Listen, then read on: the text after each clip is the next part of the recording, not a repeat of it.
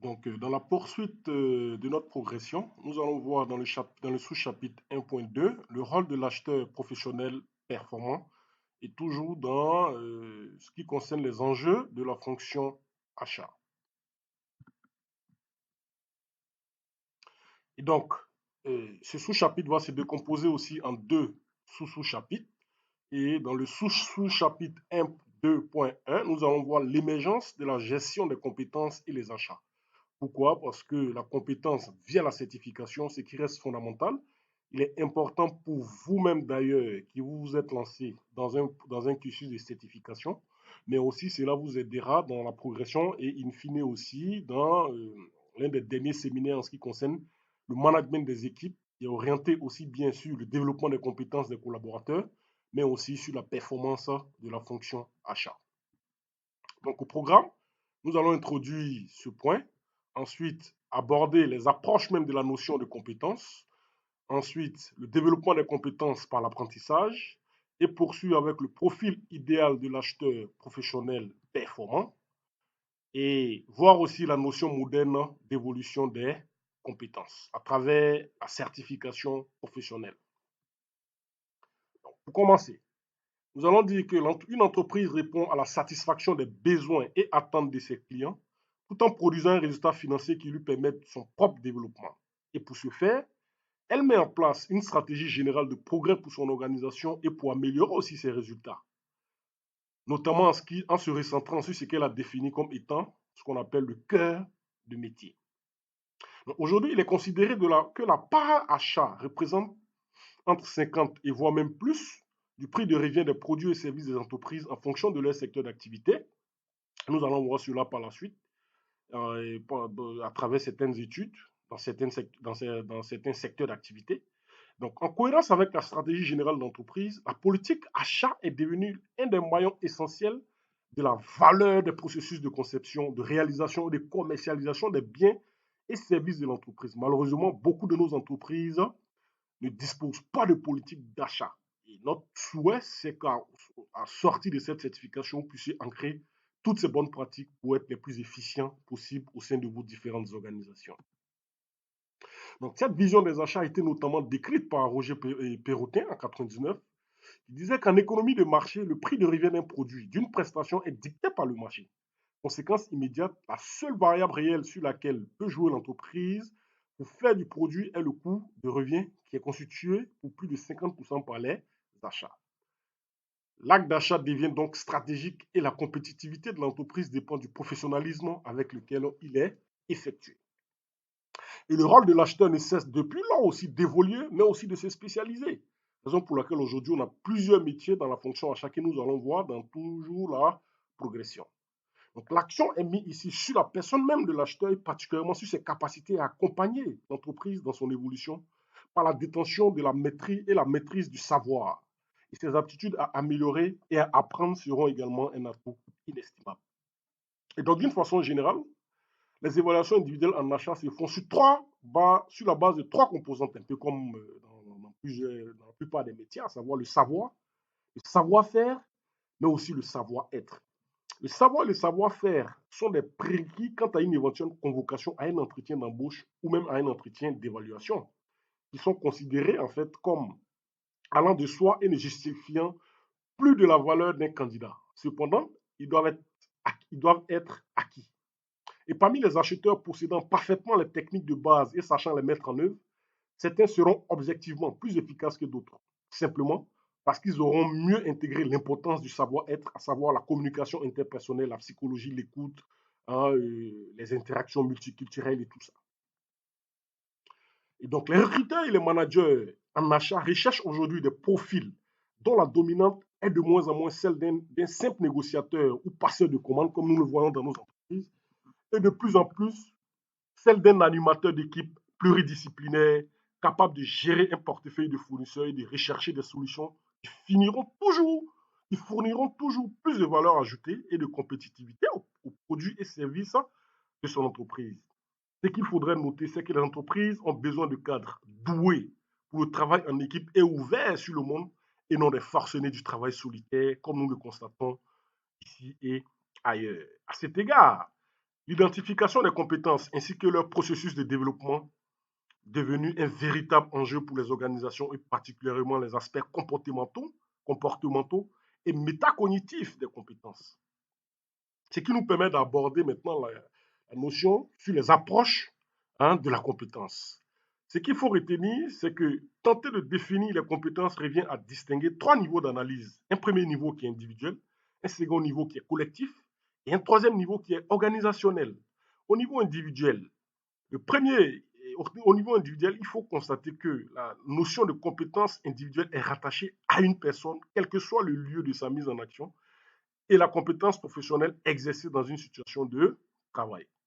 Pour ce faire, la compétence est rattachée à une personne, quel que soit le contexte où elle est mise en action. Donc cela recouvre aussi bien les activités extra-professionnelles, c'est-à-dire au-delà même du travail, mais aussi la compétence professionnelle exercée dans une situation de travail. Et là, le second niveau, il est collectif, et donc qui s'articule autour de compétences collectives. Okay. Donc, celles-ci sont éphémères et totalement dépendantes des compétences individuelles exercées dans l'activité du groupe. Lorsque vous travaillez en groupe, chacun a son activité, a sa compétence individuelle, mais vous les mettez ensemble pour donner une compétence collective. Et cela dépend des interactions avec les différents participants, mais aussi les influences de l'environnement. Et cela se constate notamment dans le cadre de la gestion de projet, où chacun a son rôle et a ses responsabilités pour donner in fine un résultat à l'issue du projet. Et le troisième niveau, il est organisationnel. Donc lui, il correspond en fait à ce que l'organisation, c'est-à-dire votre entreprise sait faire. On peut avoir par exemple une compétence pharmaceutique. La compétence organisation de notre entreprise est orientée sur la pharmacie, sur les services bancaires et tout. Et nous interrogerons le niveau individuel de la compétence, c'est-à-dire celle des acteurs du processus achat, mais aussi entre autres la capacité à générer du lien et du collectif. C'est-à-dire vous avez votre compétence individuelle, mais est-ce que vous avez les aptitudes à pouvoir interagir avec les autres pour pouvoir aller vers l'atteinte des résultats qui ont été édictés dans le cadre de votre travail. Nous schématisons cela. Donc, vous voyez, nous avons un niveau organisationnel. OK. Donc, on va commencer par là. Donc, nous avons un niveau individuel donc, qui incorpore aussi bien le volet extra-professionnel que les activités professionnelles. Quand nous sommes en mode projet, okay, donc c'est un sigma de niveau individuel. Vous voyez, c'est un niveau qui donne en fait ce qui est collectif. Donc, il faut prendre en compte aussi l'environnement. Vous voyez qu'on est dans un ensemble. L'environnement est très important dans la compétence collective. Et in fine, l'ensemble de ces niveaux collectifs donnera ce qu'on appelle le niveau organisationnel au sein de notre entreprise. Donc ici, ça peut être l'acheteur, ici, ça peut être la direction, le service ou le département achat, et ici même, ça peut être notre entreprise à proprement parler. Donc, la compétence, ensemble des paramètres influençant de manière significative la performance des individus dans le travail, a dès le départ été considéré comme purement individuel. Okay. Donc, autour de ce concept de compétence individuelle, s'est bâtie une nouvelle conception de l'organisation et des relations de travail, qui se construit donc également un ensemble de démarches et d'outils de gestion des ressources humaines et des organisations qui privilégient la coopération, l'autonomie, mais aussi la responsabilité, y compris pour les salariés d'exécution appelés à prendre des initiatives, alors qu'antérieurement, l'organisation cherchait à canaliser leur activité par la prescription de leurs tâches. Nous allons voir ça un peu plus devant. Et donc, toujours dans le cadre des approches de la notion de compétence, il y a plusieurs approches. Donc, nous allons voir les approches individuelles. Donc, c'est quoi? C'est un ensemble de savoirs directement disponibles, savoir en acte, savoir opérationnel qui peut être validé en situation, la capacité de maîtrise d'une situation et professionnelle. Il y a aussi le savoir en action, qui se définit comme la compétence, qui définit la compétence comme du savoir en action, comme la mise en œuvre dynamique d'une combinaison de savoir théorique, savoir procéduraux, mais aussi savoir faire et savoir pratique dans la réalisation efficace d'une action précise dans une situation donnée avec des moyens disponibles. Il y a aussi, toujours dans les approches individuelles, la capacité à accomplir certaines tâches. La compétence est la caractéristique positive d'un individu témoignant de sa capacité à accomplir certaines tâches. Et donc, les compétences sont des répertoires de comportements que certaines personnes maîtrisent mieux que d'autres, ce qui les rend efficaces dans une situation donnée et c'est ce que nous souhaitons pour tous nos acheteurs qui seront in fine certifiés. Et ces comportements sont donc observables dans la réalité quotidienne du travail et également dans les situations de test. Vous comprenez pourquoi, lorsque l'entreprise veut l'embaucher, on donne des périodes d'essai. C'est pour tester en fait que les compétences qui ont été perçues lors des entretiens. Ils mettent en œuvre de manière intégrée des aptitudes, des traits de personnalité, mais aussi des connaissances acquises. Il y a aussi l'intelligence pratique des situations, qui est perçue comme la prise d'initiative et de responsabilité d'un individu sur des situations professionnelles auxquelles il est confronté. Vous voyez. C'est-à-dire, on peut ne pas être préparé à une situation dans le cadre de notre travail, mais quelle est notre aptitude à prendre des initiatives et non de rester passif. Donc, la compétence est la faculté à mobiliser des réseaux d'acteurs autour des mêmes situations, à partager des enjeux, mais aussi à assumer des domaines de co-responsabilité. Il y a aussi la différence inter-individu. L'idée de compétence conduit à mettre le doigt sur ce qui fait la différence entre un individu et un autre, entre une entreprise et ses concurrents, sans que l'on sache pour autant en distinguer clairement l'origine ou la raison. Cependant, elle traduit une impression positive et d'exemple à suivre. Donc ça, c'est la différence lorsque nous interagissons avec les autres ou lorsque on veut comparer une entreprise à une autre. En B, nous allons voir les approches non individuelles. Donc, le monde des organisations professionnelles a introduit trois dimensions essentielles, à savoir l'originalité, ok? Donc, incompétent, c'est lui qui, face à un problème inédit, apporte une réponse idoine, même si celle-ci ne fait pas partie du code de procédure. Ça arrive. C'est un peu comme dans nos pays, une constitution peut ne pas incorporer une problématique et quand ça se pose, qu'est-ce qu'on fait? C'est pareil pour l'entreprise. Votre procédure d'achat peut ne pas incorporer certaines problématiques. Quand ça intervient, qu'est-ce qu'on fait? Donc, il faut rester original pour pouvoir répondre de façon idoine à ce genre de problématique. C'est ce qu'on appelle l'originalité. Il y a aussi l'efficacité. Et compétent, c'est lui qui peut trouver la réponse qui permettra à l'organisation de réaliser au mieux ses objectifs pour le bien collectif. Donc, l'efficacité consiste à l'atteinte en fait des objectifs hein, de l'entreprise assignés par la direction générale. Ok. Il y a aussi l'intégration. Compétent, celui qui propose une solution qui prend en compte l'ensemble de l'environnement et celui-ci soit proche, ok, à savoir atelier, entreprise, cadre de vie ou même lointain. Donc ça, c'est l'esprit un peu aussi d'ouverture, vous voyez.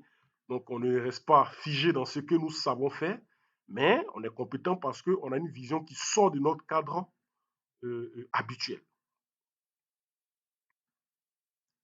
Donc on sait les approches contextualisées et combinées. Il ne faut pas limiter la définition de la compétence à une somme de savoir-faire et de savoir-être, mais mettre l'accent sur le fait qu'elle est toujours une combinaison pertinente, opérée par un individu en situation entre un ensemble de ressources qui lui sont propres ou apportées. Ouais, donc cette approche contextualisée combinée voit la compétence comme un savoir-faire, mais dans un contexte et combiné avec aussi bien les ressources, mais aussi avec les autres. Donc, ta compétence professionnelle est une combinaison de connaissances, savoir-faire et expérience, s'agissant dans un contexte précis, c'est ce que j'ai expliqué, et elle se constate lors de sa mise en œuvre en situation professionnelle, à partir de laquelle elle est validable. Donc, dans cette approche, il est important que la compétence soit perçue dans un contexte et même combinée avec, comme je l'ai dit un peu plus haut, avec des ressources qui sont confiées. Donc c'est donc à l'entreprise qu'il appartient de la repérer, de l'évaluer, de la valider et de la faire évoluer. Donc vous êtes les managers des futurs, pour ne pas dire des managers d'un autre niveau que nous sommes en train de former. Et il est important d'avoir une vision pointue sur ces approches notionnelles afin de pouvoir faire la différence avec les autres. Donc, toujours dans les approches contextualisées et combinées, ce n'est ce que n'est pas la compétence, c'est-à-dire ni un diplôme, ni une qualification. Okay? Les ressources d'un individu deviennent des compétences lorsque l'entreprise les mobilise et qu'elle apporte à cet individu les moyens de réussir. Donc, vous voyez, donc cette approche dit toujours qu'il faut combiner, au-delà du contexte, il faut combiner avec les ressources. Okay? Donc, pour laquelle on parle de efficacité, efficience, et voilà, nous allons développer tous ces aspects dans dans le prochain module. Donc, un maçon est qualifié au pied du mur et il est compétent en haut du mur. Ouais, donc ça, il est qualifié, ça c'est a priori, et il est compétent. Lorsque nous avons constaté, en fait, ce qu'il a fait, il en est de même pour vous acheter. Donc, qu'est-ce que nous pouvons dire, nota bene? La diversité de ces approches, tant individuelles que collectives ou contextualisées et combinées, se rejoint malgré tout sur deux aspects. Et le premier aspect, c'est que la notion de compétence se considère de façon personnelle et particulière. Vous voyez, donc la compétence est à la base d'abord intrinsèque. Donc, à qualification semblable, deux individus se différencieront par leur capacité à les mettre en œuvre. Et donc, la certification que vous êtes en train de suivre doit vous permettre de vraiment faire la différence lorsque vous allez finir vos mémoires et tout. Lorsque vous allez vous retrouver dans des environnements, dans des entretiens, on doit constater, hein, on doit voir, ça doit se ressentir, hein, dans votre façon de faire et dans votre façon même de vivre. Et donc, l'autre aspect, c'est l'appréciation de la compétence se fait exclusivement en situation réelle et en fonction des réussites atteintes par rapport à un objectif donné. Donc, ça, c'est l'approche contextuelle. Tu vois, un entretien, tu parles, mais sur le terrain, il faudrait être en mesure de mettre en œuvre ce qui a été dit. Okay? Où tu as fait la certification, tu as appris beaucoup de choses, mais il sera important de mettre en œuvre les acquis de ce que tu as appris. Et en deux, il y a l'approche synthétique. Okay? Donc, le concept de compétence détiendrait cinq grands attributs. Okay? Donc, elle serait individuelle, hétérogène, contextualisée, dynamique et scientifique. Donc, la compétence est une caractéristique de l'individu, nous avons vu, donc elle permet de centrer l'intérêt sur la personne indépendamment du contexte et organisation. Donc, ça, c'est l'a priori, c'est toi-même d'abord. Avant de te retrouver dans l'organisation, il faut que déjà, toi, individu, tu aies cette compétence. Ensuite, elle est hétérogène, c'est-à-dire elle agrège des savoir-faire techniques et des comportements, des attitudes et un savoir-faire. Ouais, donc, tu sors de toi maintenant, au-delà de la compétence dans la tête ou dans un savoir-faire que nous pouvons disposer dans la tête. OK? Il y a maintenant le savoir-faire technique, les comportements hétérogènes. Donc, la compétence est contextualisée, c'est-à-dire elle est indissociable de l'activité par laquelle elle se maîtrise. Donc, c'est à ce poste qu'on a constaté que tu es compétent. On n'est pas compétent ex nihilo. La compétence est dynamique, c'est-à-dire elle reconstruit de manière dynamique les différents éléments qui la constituent, à savoir savoir-faire, pratique, raisonnement. Et les référentiels de compétences sont aussi considérés comme fournissant une définition objective du travail. Et ces référentiels-là aussi, ça sera à vous, en tant que manager achat, de les bâtir. Nous allons vous faire ces exercices-là par la suite. Donc, schématiser ainsi, donc nous avons l'approche individuelle, savoir en acte, en action, et aussi la capacité à accomplir certaines tâches. Okay? Au niveau de l'approche non individuelle, la différence inter-individu, l'originalité, l'efficacité que nous avons expliqué, et l'approche contextualisée et combinée, combinaison pertinente, combinaison s'exerçant dans un contexte bien précis, et l'approche synthétique qui en fait globalise l'ensemble de ces approches que nous avons vues, à savoir individuelle, hétérogène, contextualisée, dynamique et scientifique. Vous devez garder ça en tête. Donc, une compétence doit être à la fois individuelle, hétérogène, contextualisée, dynamique, mais aussi scientifique. Maintenant, quelle est la compétence utilisable au-delà de tout ce que nous avons dit? Okay? Donc, la notion de compétence intègre la capacité à mobiliser les connaissances et à les mettre en usage dans un contexte. Ainsi, elle se définit de manière générale comme un ensemble de connaissances, de capacités d'action et de comportements structurés en fonction d'un but et dans un type de situation donnée. Si nous revenons à ce qu'on a dit, c'est un peu ce que ça veut dire, ça sous-entend. Donc, la notion de compétence s'inscrit comme la capacité des personnes à mettre en œuvre des connaissances de l'entreprise dans des conditions de travail contraintes données. Donc, la compétence est définie alors comme l'application effective des connaissances à une situation donnée. Elle est la partie opérationnelle de la connaissance. Donc, tu connais. Maintenant, tu es compétent lorsque tu arrives à mettre en œuvre les connaissances apprises. Vous voyez un peu. Donc, la compétence est la partie opérationnelle de la connaissance. Il ne suffit pas d'apprendre. Et pour dire que vous êtes compétent, il ne suffit pas de connaître, mais d'être en mesure de mettre en œuvre. Donc, cette définition met donc en exergue le lien existant entre les situations de travail et les compétences claires. Donc, malgré la richesse de ces définitions, savoir, savoir-faire, savoir-être, comme nous le disons habituellement, il faut dire qu'une compétence repose dès lors sur le concept de connaissance, c'est-à-dire le savoir, sur une composante relative à l'expérience pratique, c'est-à-dire le savoir-faire ou savoir-agir, et sur une composante comportementale, le savoir-être ou la faculté de s'adapter. Le savoir, la composante comportementale reste fondamentale. Nous avons vu avant ici ce qu'on appelle les notions d'éthique et de déontologie. Aujourd'hui, quand on voit, en tant que moi, j'interviens dans les recrutements de certains cabinets, et quand tu entends un peu les entreprises qui demandent soit des acheteurs, des directeurs achats et même la logistique dans nos métiers, mettent beaucoup l'accent sur l'aspect comportemental, à savoir l'éthique et la déontologie. Raison pour laquelle nous avons passé un peu de temps dessus, nous avons fait signer des chartes et pour vraiment faire la différence à travers cette approche-là aussi. Donc le principal intérêt de cette définition est dans son caractère didactique. Elle est simple, compréhensible et facile à retenir. La compétence s'explique toujours par des interactions entre divers éléments, ne se limitant pas nécessairement à la somme des savoirs, savoir-faire et savoir-être identifiables dès le début de l'action. Vous voyez un peu. En d'autres termes, le triptyque savoir-faire, savoir-être ignore l'aspect combinatoire et structuré de la compétence. Est-ce qu'il suffit de savoir, de savoir-faire et de bien se comporter? Donc, nous allons voir un peu qu'au-delà de tout ça, il faut qu'il y ait un aspect combinatoire et structuré de la compétence.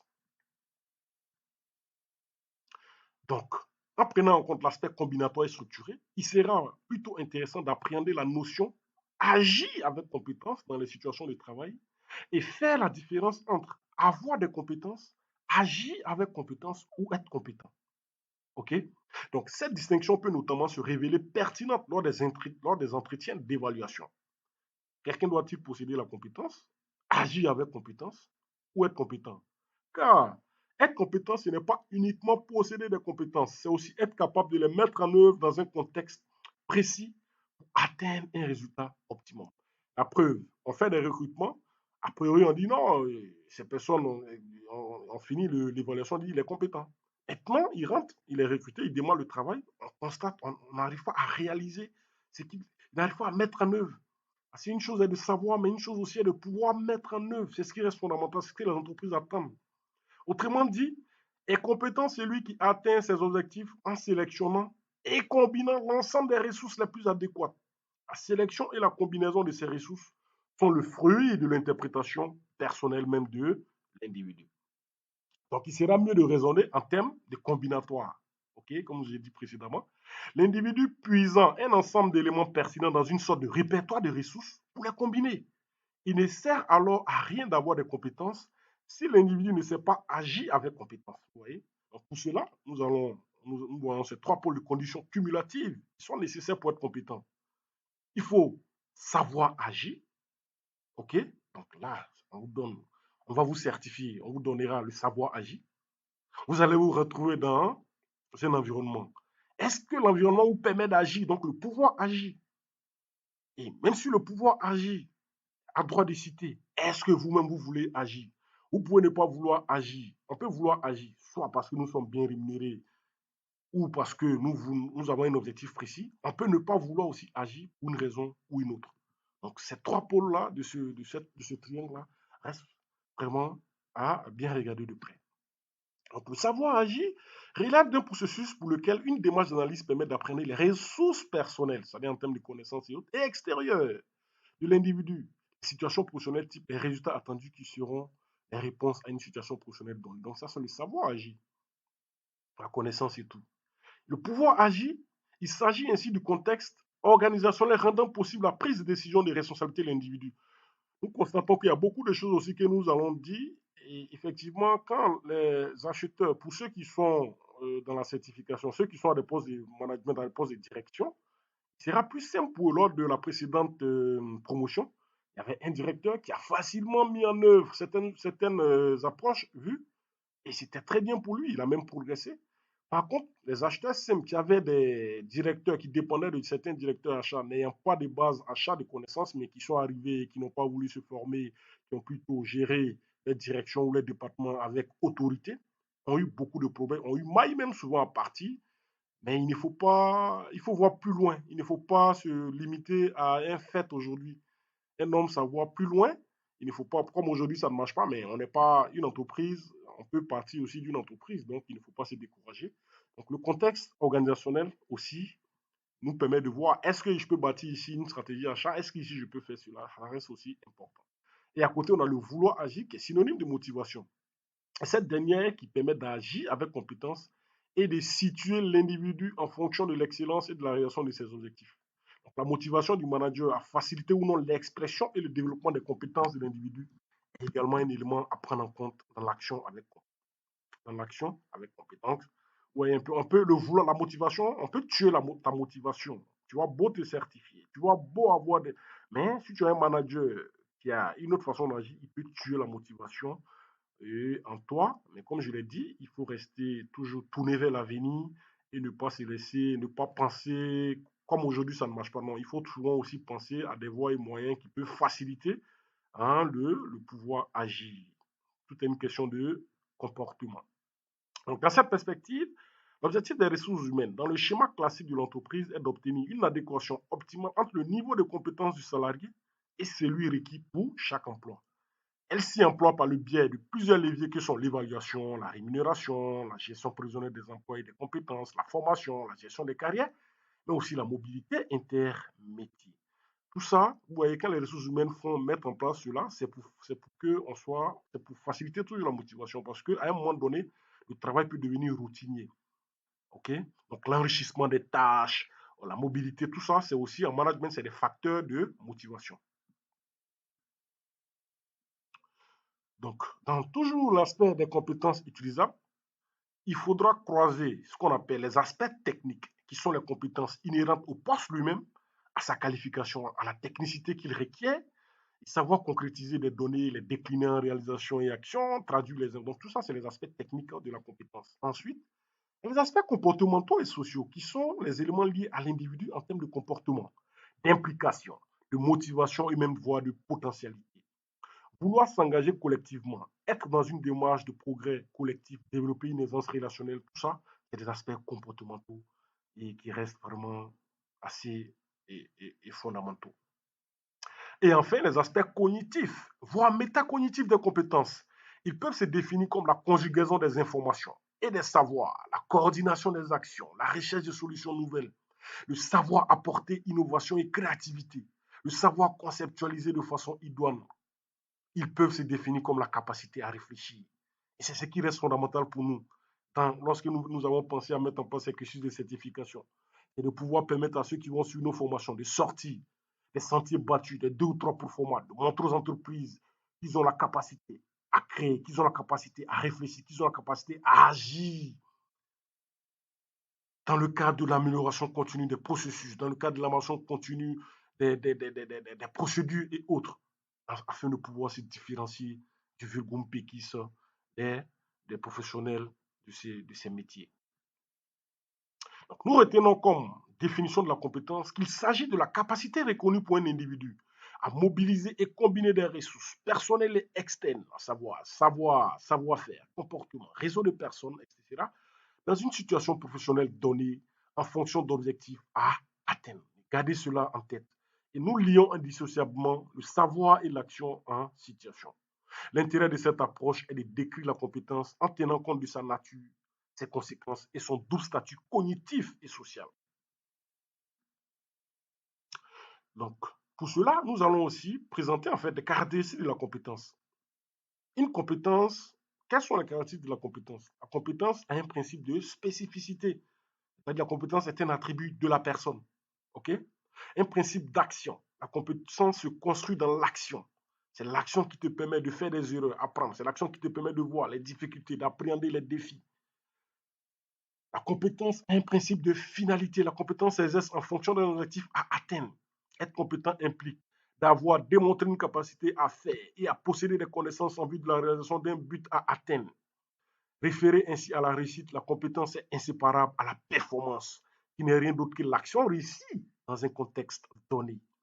Il y a aussi le principe de contingence. La compétence est fortement contingente à une situation de travail donnée et correspond donc à un contexte. Et vous pouvez être compétent sur un poste, vous pouvez être compétent en tant que poste d'acheteur opérationnel et puis ne pas l'être lorsqu'on vous devenez manager achat. Pourquoi? Parce qu'il y a beaucoup de choses qui peuvent manquer.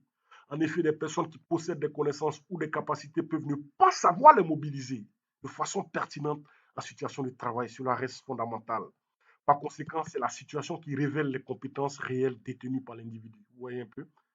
Je suis compétent, je suis compétent. On ne peut pas être compétent ex nihilo. Comme on le dit, pour paraphraser un peu cela, c'est au pied du mur qu'on voit le vrai maçon, comme on le dit en langage un peu commun. La compétence est un principe cognitif, c'est-à-dire la compétence repose sur un ensemble de savoirs, plus précisément sur le triptyque savoir, savoir-faire et savoir-être. Il y a un principe combinatoire. La compétence est une combinaison de savoir, savoir-être et savoir-être. Elle doit être structurée, composée d'éléments en interaction dynamique les uns par rapport aux autres qu'elle combine. Elle relève de l'ordre du savoir mobilisé. Donc, on va vous donner dans les différents séminaires que nous allons voir jusqu'à la fin de la certification, vous allez soutenir vos mémoires pour ceux qui le feront. J'espère que vous allez soutenir vous tous. Mais à la suite, il faut mobiliser ce que vous allez appris dans le cadre de vos organisations. Si vous ne les mobilisez pas, ne dites pas oui, bon, comme j'ai fait ma certification, j'attends comme. Non, il faut mobiliser pour montrer que vous êtes certifié, que vous avez acquis un bagage en la matière. Donc, il ne suffit pas de suivre la certification et puis faire la soutenance, mais de mobiliser les acquis de cette certification dans le cadre de votre entreprise, dans le cadre de vos organisations, dans le cadre des opportunités qui vont s'offrir à un autre principe, le principe dynamique et cumulatif. La compétence est un processus en construction permanente, on ne finit jamais d'apprendre. Elle est en perpétuel renouvellement. Il faut voir en ce renouvellement un aspect cumulatif et non un renouvellement par destruction de la compétence antérieure. Vous voyez, on ne met que des couches, on ne détruit pas l'antérieur et penser que non, c'est pas ça. Dès lors, la compétence s'acquiert et se transmet par des processus d'apprentissage et de formation que nous allons voir au point qui vient. Elle est porteuse d'une dynamique d'apprentissage. C'est pour dire que pour être compétent, il faut être toujours en perpétuel, il faut être toujours en formation.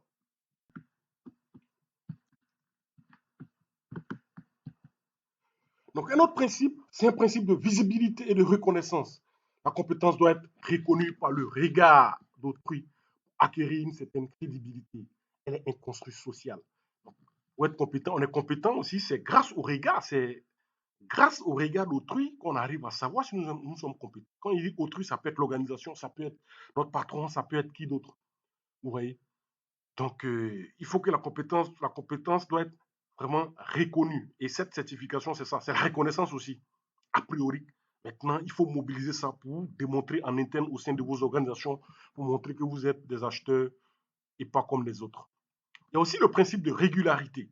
La compétence suppose une régularité, une fiabilité dans son exercice. Elle doit s'inscrire dans la durée. Pour ce faire, la compétence nécessite un renouvellement permanent, ce qui oblige à une maintenance. Si on ne veut pas la voir s'épuiser, son exercice est alors nécessaire pour qu'elle se maintienne. Raison pour laquelle ceux qui suivent nos certifications, si vous êtes certifié demain, vous avez toujours la possibilité, en fonction de l'évolution des métiers, de toujours venir compléter certaines d'autres compétences. En train de faire une fonction achat, il y a d'autres choses, que ce soit l'évolution même des connaissances apprises dans le métier des achats, mais il y a d'autres choses qui pourraient vous intéresser.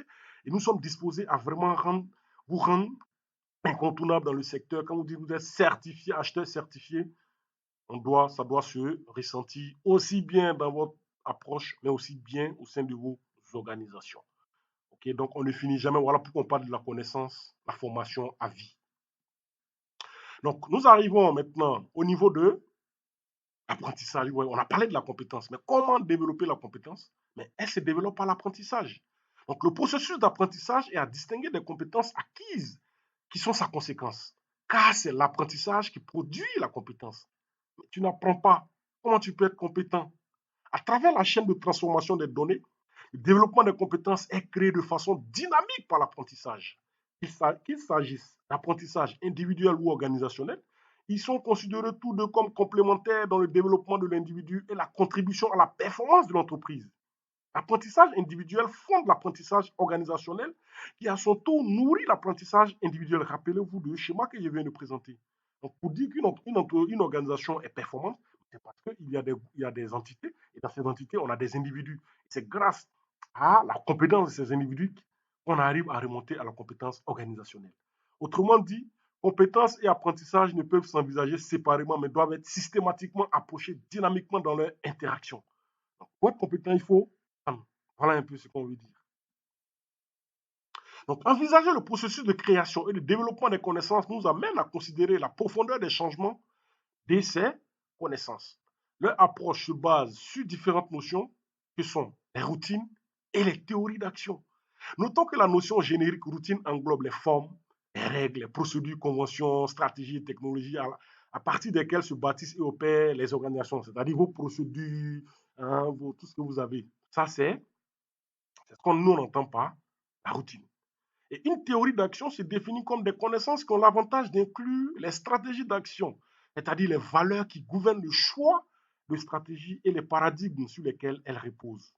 Okay? Donc nous avons une situation donnée par exemple X, S, une conséquence précise voulue C et une stratégie d'action A, dont le but est d'atteindre la conséquence C dans le cadre de la situation S. Vous voyez un peu, ramenez ça à votre entreprise, vous allez voir ce que ça donne. Donc la forme générale d'une théorie d'action est la suivante. Si vous avez l'intention de produire la conséquence C dans la situation S, alors faites A. Vous voyez un peu. C'est ça les théories d'action. Donc, on a la routine, ce que nous disposons, et la théorie d'action qui nous dit en fait le chemin à prendre pour pouvoir atteindre un objectif donné. Donc, quand la théorie d'action s'applique à des organisations ou à des individus, elle peut revêtir deux formes qui sont ce qu'on appelle la théorie professée et la théorie d'usage. Donc, la théorie professée, c'est ce que l'on dit vouloir faire. Et la théorie d'usage, c'est ce que l'on fait en réalité. Et dans les entreprises, quand on fait les audits de conformité, tout ça, ça se ressent. Il y a ce qui est professé dans les procédures, mais il y a ce qui est usé, il y a ce qui est fait dans la réalité. Et c'est au regard de ça qu'on fait ressortir les non-conformités, ainsi que les plans d'action pour améliorer cela. Donc, à cet égard, l'apprentissage organisationnel devient possible lorsque les individus d'une organisation se trouvent confrontés à une situation problématique et qu'ils entament une investigation au nom de l'organisation. D'une certaine façon, le déclencheur de l'apprentissage est le résultat de cette investigation. C'est ce que nous constatons. Et les individus constatent en effet un écart entre les résultats espérés et les résultats obtenus. Ils répondent à ce constat par un processus de réflexion et d'action qui les conduit à modifier leur représentation de l'organisation ou leur compréhension des phénomènes organisationnels et à modifier leur activité pour réduire cet écart. Il en résulte alors deux niveaux d'apprentissage en fonction du degré de la profondeur et de la modification des représentations, ce qui permet de distinguer de façon fort intéressante l'apprentissage en simple book et l'apprentissage en double book.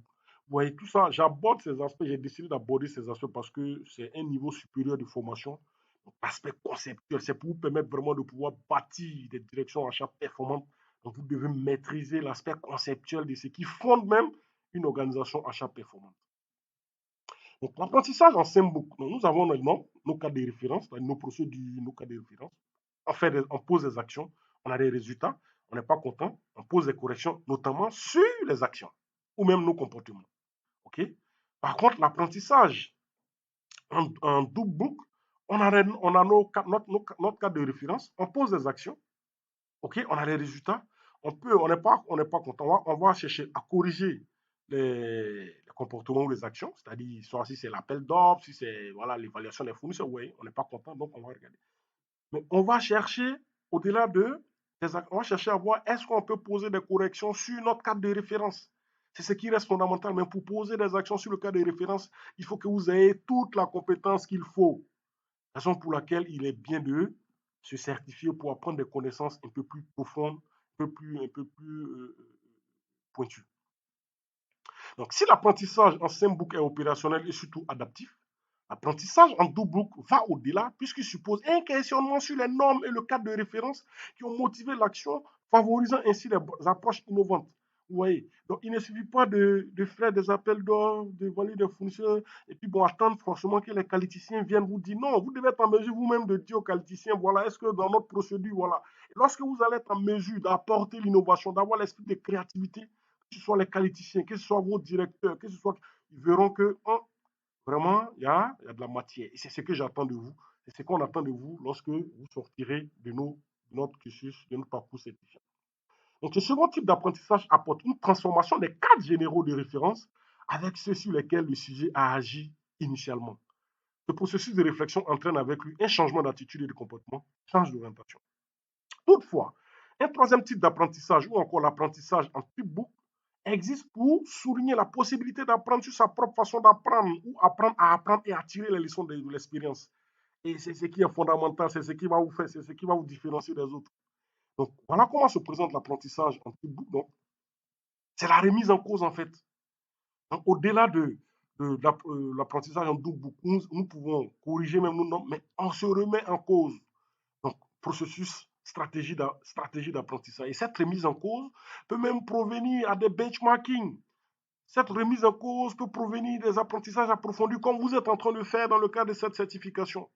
Et c'est ce qui donne en fait l'aspect métacognitif, hein, à cela. Okay. Donc, il peut aboutir à la formation de nouvelles stratégies d'apprentissage, l'apprentissage devenant lui-même un objet d'apprentissage. Et c'est sur cet apprentissage en tripbook que je souhaiterais que vous vous positionnez. Il sera intéressant aussi, à l'issue de la lecture de cette vidéo IDECO, de regarder où vous vous positionnez. C'est ça aussi la remise en cause. Au-delà de tout, quand je présente, vous aussi, après avoir écouté, vous vous demandez mais où je me pose, dans quel type d'apprentissage je me positionne. Et tout ça, ça vous permet de progresser. Parce que c'est la remise en cause qui permet de progresser et d'aller de l'avant. Donc, toujours dans l'apprentissage en tribu, pour remettre en cause les valeurs qui sous-tendent les actions et les comportements dans un contexte donné, l'individu doit être doté d'une grande capacité de recul, vous voyez. Et cette capacité à prendre du recul est un aspect métacognitif des compétences qui reste fondamental. Et c'est vraiment le socle même de notre cursus de certification. C'est pour vous permettre de développer une approche métacognitive de la fonction à chasser toute sa dimension. Donc, cette dernière semble être difficile à mobiliser de façon individuelle dans un premier temps. Un accompagnement par une tierce personne peut faciliter une telle réflexion. Même aussi, cette certification que vous êtes en train de faire devrait vous permettre de développer ce sens métacognitif. Et faire la différence, c'est ce qui va vous faire la différence d'ailleurs. Ce type d'apprentissage nécessite d'ailleurs aussi un apport extérieur, une interaction avec l'extérieur, une énergie. Vous avez vu, la remise, pour te remettre en cause, il faut voir ce qui se passe chez ton concurrent.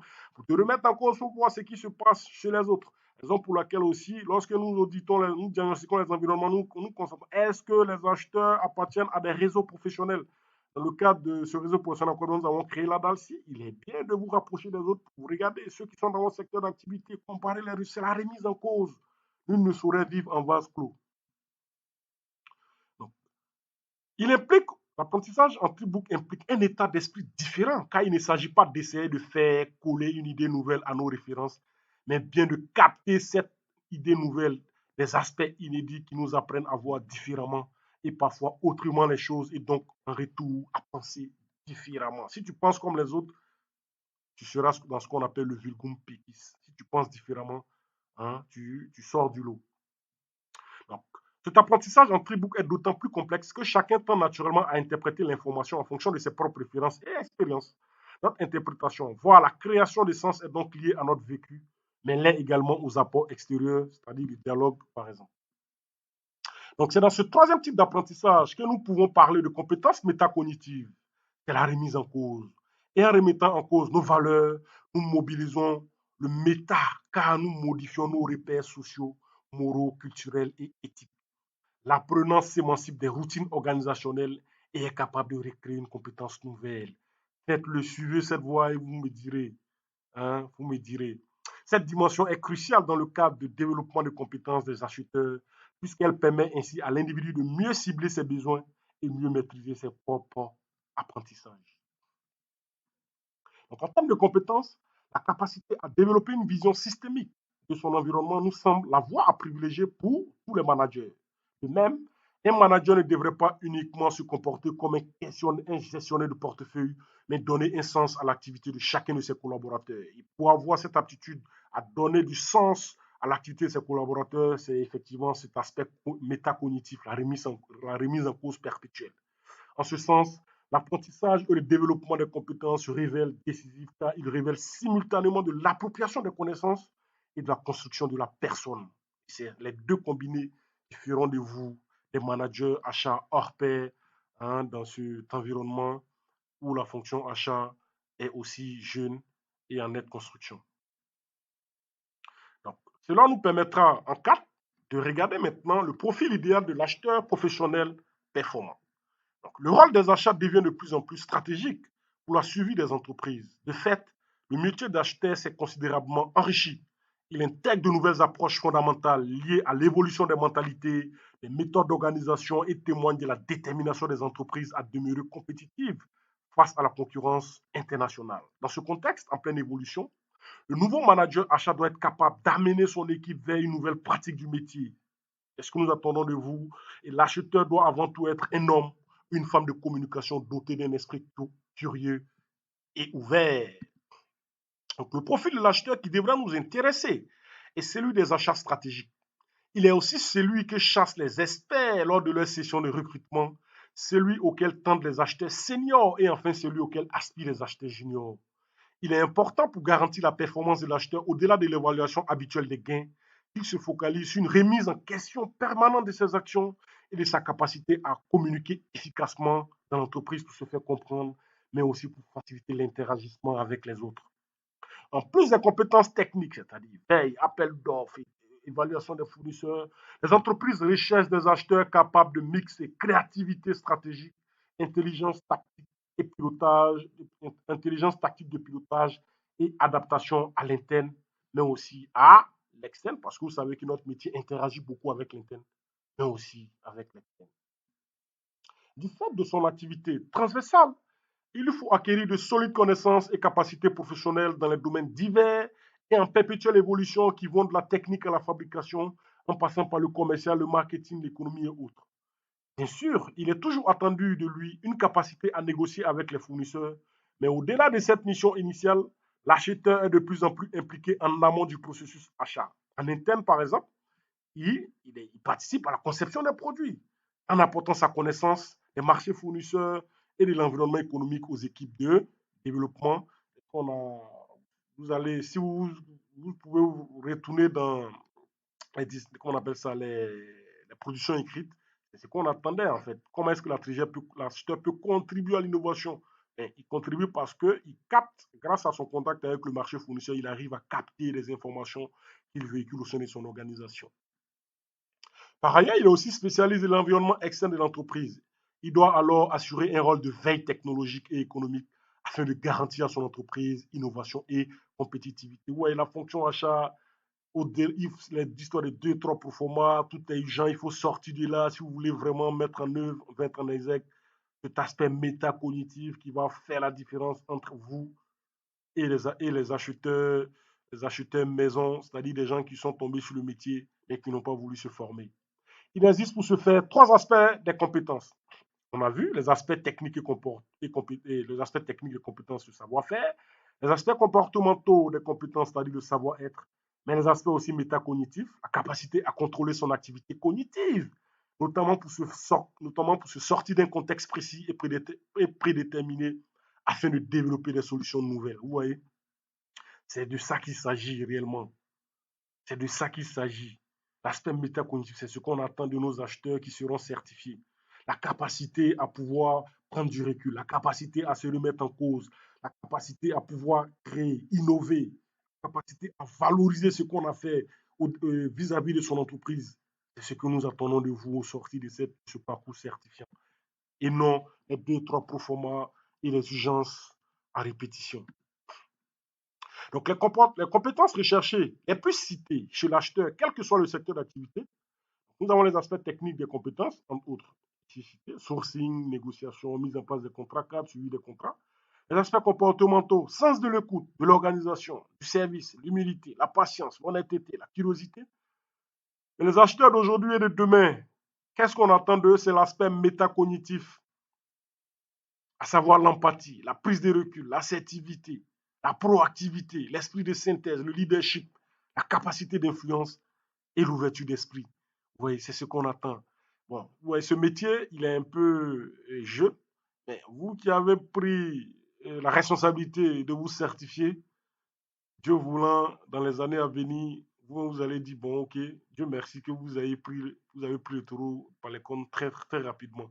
Parce que c'est ça, en Afrique, on traîne. Ceux qui commencent tôt sont ceux qui vont diriger après. Et je vous le souhaite.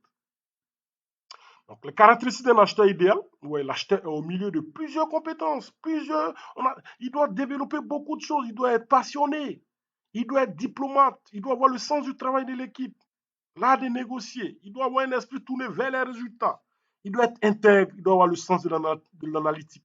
Parce que vous allez voir quand nous allons dans le séminaire, je crois, 3, comment analyser les données de gestion pour aller vers la prise de décision stratégique. Il doit être un homme ou une femme de communication. Il doit savoir aussi être influent. Et une influence positive, c'est ce qu'on attend de l'acheteur idéal. En résumé, même si l'on accorde à reconnaître l'utilité de la maîtrise des aspects techniques des comportements, cela ne semble pas suffisant pour faire la différence entre un acheteur et un bon acheteur ou acheteur idéal. Les aspects comportementaux des compétences sont certes plus différenciateurs, car ils permettent une pratique du métier éthique et responsable par la mise en exergue du sens de l'écoute, de l'humilité, de l'honnêteté. Vous voyez? Et tout ce que les modules ou les sous-chapitres, vraiment, c'est de façon, c'est une progression. Donc, ce que nous avons vu auparavant se retrouve là et vous allez constater. C'est pourquoi à la fin, vous sortez avec une approche métacognitive robuste. Toutefois, c'est certainement l'aspect métacognitif des compétences qui s'avère aujourd'hui retenir l'attention des entreprises et des recruteurs. Je suis aussi recruteur, je fais du recrutement pour des cabinets de recrutement, hein, aussi bien en Côte d'Ivoire et même dans la sous-région. Et je sais un peu ce que les entreprises disent à lui, ou quand on fait les évaluations, voilà un peu ce qu'elles cherchent à détecter. Donc, nous ne faisons rien pour rien. Nous avons conçu notre programme en connaissance de cause. Il favorise une approche systémique d'appréhension de l'environnement et des problèmes dans une dynamique cohérente, incluant prise de recul, réflexion et proposition de solutions nouvelles qui représentent un atout majeur pour les entreprises. Les entreprises veulent sortir des sentiers battus. Les acheteurs à 2 ou 3 proformas. Les entreprises cherchent des acheteurs qui ont le sens métacognitif, qui arrivent à développer des compétences, qui arrivent à développer des initiatives, qui arrivent à être vraiment des acteurs de la performance, de leur performance. C'est ce qu'elles recherchent. Donc, à travers ce parcours, nous osons croire vous voir progresser, hein, à une vitesse inégalable. Donc, après avoir vu maintenant le profil idéal de l'acheteur professionnel performant, nous allons terminer par la notion moderne d'évolution des compétences. Et certes, nous allons compléter ça, comme je l'ai dit. Ici, j'aborde cette notion pour que vous preniez déjà, vous mettez le pied à l'étrier. Et dans la notion, dans le séminaire qui concerne le management, nous allons approfondir parce que c'est une formation de manager d'un autre niveau. On vous donne et après on va rentrer dans les aspects maintenant de développement et mise en place d'une gestion même des compétences de nos équipes. Donc il est important pour toute entreprise ou organisation de faire établir un bilan de compétences de ses employés. Ça peut se faire par elle-même ou même elle peut confier cela aussi à un organisme indépendant. Ce dispositif vise à faciliter la mobilité professionnelle des salariés. Il a jusqu'à présent été principalement utilisé comme un outil de reconversion ou de réorientation professionnelle. Toutefois, les méthodes mises en œuvre utilisent des outils partiels et croisent plusieurs modes de validation. Et l'examen de la pratique de ces entreprises ou organismes montre qu'il n'existe pas de méthode générale reconnue pour l'évaluation des compétences. Pour ce faire, ces insuffisances constatées ont donc ouvert la voie à ce qu'on appelle la validation des acquis de l'expérience par le truchement de la certification professionnelle de spécialisation, donnant ainsi la possibilité d'obtenir la reconnaissance de son activité professionnelle. Vous voyez, tu as fait maths physique, tu as fait anglais, tu as fait statistique, tu as fait géographie. Bon, il y a plein de cas comme ça. Dans les compétences à chacun, nous voyons au sein des entreprises, mais les gens, la qualification de base est vraiment aux antipodes de la fonction achat. Mais par la force des choses, tu te retrouves sur le métier. Mais comment tu fais pour avoir de la reconnaissance, pour progresser même en interne ou pour te valoriser s'il y a un entretien? Mais c'est la validation des acquis de l'expérience, la VAE, qui se fait par le trichement de ce que nous sommes en train de faire, la certification professionnelle de spécialisation. Et donc, le contexte de la VAE n'est pas celui de l'enseignement initial. Là où les diplômes, historiquement ancrés dans le monde de l'éducation, sanctionnaient plutôt un niveau d'études et un niveau de connaissance, la certification professionnelle a pour objectif de garantir la capacité à exercer une activité. Le concept traduit le passage d'une validation de la formation basée sur un programme et des connaissances à une certification des compétences au sens de capacité de monter à l'exercice d'une activité professionnelle. Vous allez voir dans notre progression, je vais présenter les aspects conceptuels, je vais présenter des cas que nous avons vécus et je vais vous faire faire. C'est pour qu'in fine, vous sachiez faire, vous sachiez faire. C'est ce qu'on attend. On dit la certification, c'est ça. Être directement opérationnel parce que nous avons vu les aspects conceptuels. On a montré un peu comment ça s'est fait ailleurs et vous-même, on vous fait faire cela pour que, à la fin, le sigma de ce que vous avez fait puisse vous permettre de mobiliser en fait ces compétences et à les mettre en œuvre ou à vous valoriser avec. OK? Donc, la certification professionnelle constitue l'un des outils de régulation du marché du travail et de celui de la formation professionnelle et de l'apprentissage, car elle apporte sécurité et crédibilité aux bénéficiaires de la certification. Tu es diplômé, tu as un diplôme, tu es ingénieur informatique, tu es dans la fonction achat. Quand tu vas à un entretien d'embauche, il sera plus crédible pour toi de dire que j'ai une formation initiale d'informaticien, mais je suis certifié en management des achats. Vous voyez, c'est plus crédible, ça rassure ton futur employeur. Mais que de rester dans des, dans des petits argumentaires, oui, bon, c'est-à-dire que c'est un... Non, sortons du cadre, il faut se certifier. Demain, aujourd'hui, vous êtes en train de vous certifier en achat. Si demain, vous voulez basculer sur un autre métier, je vous encourage à faire des certifications. Moi-même, je capitalise beaucoup de certifications en finance, en stratégie, en audit. J'ai toutes ces certifications et je continue encore parce que c'est la formation à vie et qui veut aller loin ménage sa monture. Les certifications professionnelles permettent une validation des compétences et des connaissances acquises nécessaires à l'exercice d'activités professionnelles. Elles sont définies notamment par un référentiel d'activité qui décrit les situations de travail et les activités exercées, les métiers ou emplois visés. Un référentiel de compétences qui identifie les compétences et les connaissances, y compris transversales, qui en découlent, mais aussi un référentiel d'évaluation qui définit les critères et les modalités d'évaluation des acquis. Et vous voyez que ces trois référentiels revêtent notre certification. On a le référentiel d'activité, vous l'avez. On a le référentiel de compétences, vous l'avez. Le référentiel d'évaluation, je vous l'ai dit. À l'issue de chaque séminaire, on vous évalue un peu. Mais pour nous, il est important, au regard des métiers que vous effectuez, de pouvoir faire une soutenance, de réfléchir sur une problématique pour mettre en exergue cet aspect métacognitif que nous recherchons et de le soutenir devant un jury d'experts achats. Et donc, ça, c'est notre référentiel d'évaluation à nous qui reste fondamental. Et les certifications professionnelles sont classées par niveau de qualification et domaine d'activité et sont constituées de blocs de compétences. Vous voyez qu'on a une certification chez nous, achat, on a moyens généraux, on a logistique, c'est des blocs de compétences. Mais dit, je suis certifié en achat, logistique, c'est lourd, c'est des métiers qui sont assez lourds pour pouvoir les maîtriser en même temps.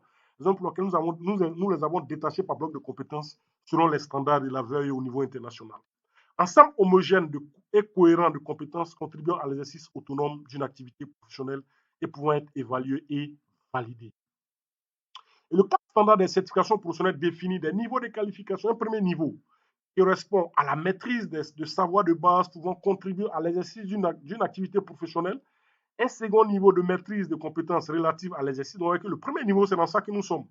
Après, nous allons rentrer dans les aspects opérationnels de la fonction achat. Donc, c'est le second niveau et des niveaux supérieurs qui attestant la capacité à élaborer et mettre en œuvre des stratégies alternatives pour le développement de l'activité professionnelle dans des contextes professionnels complexes et à résoudre des problèmes complexes, notamment dans le cadre de votre mémoire, vous voyez, et nouveaux, impliquant une pluralité de domaines en mobilisant les connaissances et les savoir-faire les plus avancés, à concevoir et piloter des projets et des processus de recherche et d'innovation. Vous voyez que les achats dans la gestion de projets.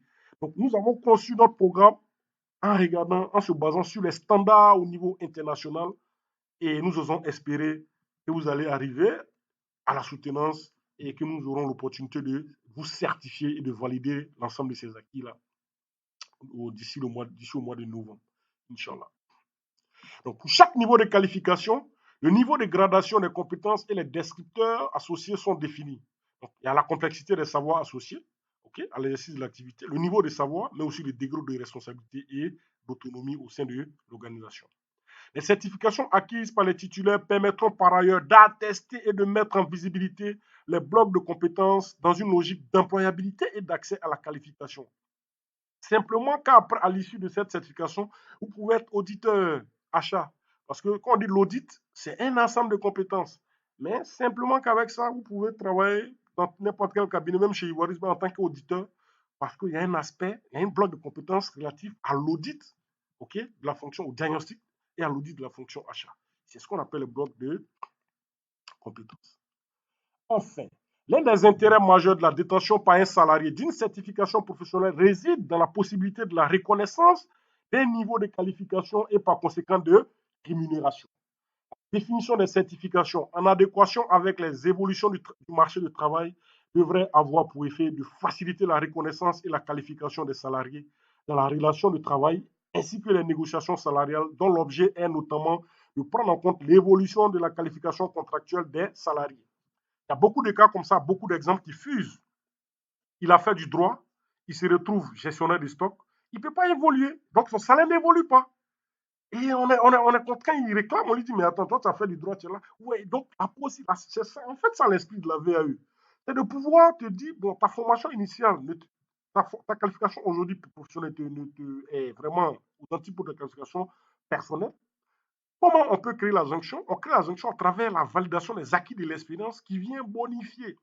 Mais c'est un projet que je vais porter à bras le corps au niveau national parce qu'il y a beaucoup de choses que nous voyons. On est beaucoup orienté diplôme. Les gens se retrouvent dans d'autres métiers, mais n'ayant pas la classe. Après, ils ont du mal à progresser.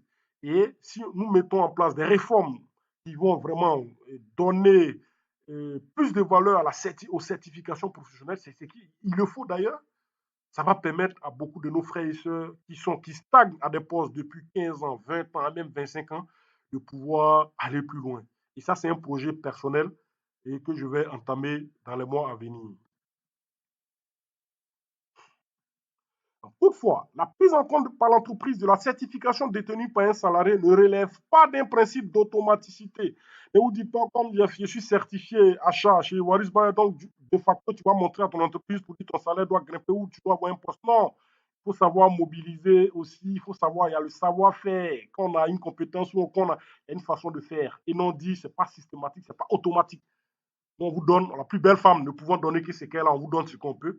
Après, il restera à vous de pouvoir vous organiser pour mobiliser, valoriser et faire en sorte que votre investissement, votre investissement dans la formation puisse vous permettre de pouvoir multiplier, tripler et même quadrupler en fait votre salaire ou même donner du sens à votre carrière. En effet, au plan juridique, l'employeur est le seul juge de la capacité d'un salarié à occuper un emploi, de bénéficier d'une évolution et ou d'une profession professionnelle, d'une promotion professionnelle, bref, de sa compétence. Cette question est renvoyée au contrat individuel de travail ainsi qu'aux procédures de gestion individuelle des compétences au sein de l'entreprise encadrées par la loi et les accords collectifs de travail. C'est ce que j'expliquais. Il ne faut pas dire, bon, comme j'ai fait ma certification chez Ivoirus Bayer, je suis certifié achat, j'ai eu toute la compétence qu'il faut, et donc, du coup, augmenter mon salaire. Non. C'est à vous de montrer à l'entreprise que vous valez, votre valeur, votre capacité, vos connaissances ont évolué, on sont à un autre niveau. Et que, voilà, c'est à vous de vous manager après. OK? On vous donne ce qu'il faut. C'est à vous maintenant de pouvoir user de stratégies pour valoriser ce que vous avez. Et non dit, bon, il y a des gens qui comparent la situation d'autres personnes à leur situation. Non. On te donne ton arme, c'est à toi d'aller en guerre. Donc, je vais vous remercier en vous disant quoi? Il faut toujours penser formation, qualification, notamment certification plus pratique et plus métacognitive pour espérer évoluer ou pour évoluer dans vos différents domaines d'activité. Et pour cela, il faut rechercher la compétence et non les diplômes. Donc, la compétence, pour l'acquisition de la compétence permet de démarrer la formation, d'acquérir les connaissances et même de les intégrer. Et quand on les intègre, il faut les mobiliser pour les pratiquer. Tu es diplômé en sociologie, tu as 5 ans, 6 ans, 7 années d'expérience. Il ne suffit pas d'aller faire des diplômes parce que nous sommes dans un système francophone, diplôme, diplôme. Il faut chercher la compétence acquise où on te donne l'aspect conceptuel, ce qui a été fait. On te fait faire de façon continuelle.